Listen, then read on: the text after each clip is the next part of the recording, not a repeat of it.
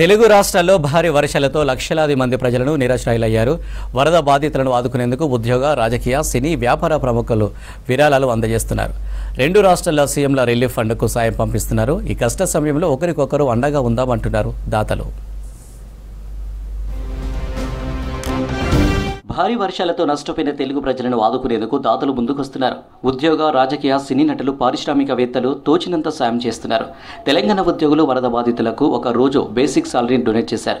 ఈ మేరకు సీఎం రేవంత్ రెడ్డిని కలిసి అంగీకార పత్రం అందజేశారు.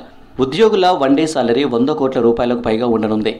వరద బాధితులకు చాలా మంది నిరాశ్రయులు, ఆస్తి నష్టం, ప్రాణ నష్టం కూడా జరిగింది. కాబట్టి ప్రభుత్వ ఉద్యోగులుగా మనం పని చేస్తూనే 10 గంటలకు తేడా లేకుండా ఇలా చాలా మంది మన ఉద్యోగులు పనిచేస్తారు.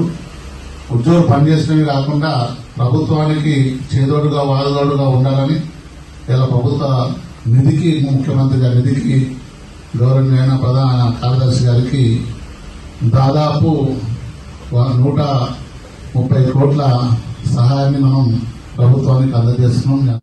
తెలుగు రాష్ట్రాల్లో భారీ వర్షాలు, వరదలు తనను తీవ్రంగా కలిచివేసిందన్నారు సినీ నటుడు బాలకృష్ణ.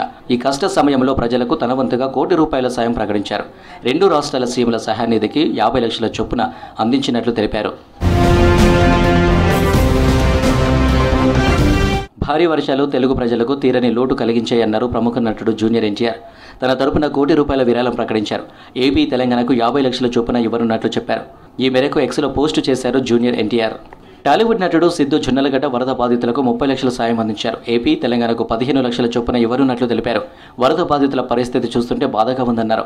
ఇలాంటి సమయాల్లో ఒకరొకరు తోడుగా ఉండడం అవసరమన్నారు సిద్ధు జొన్నలగడ్డ.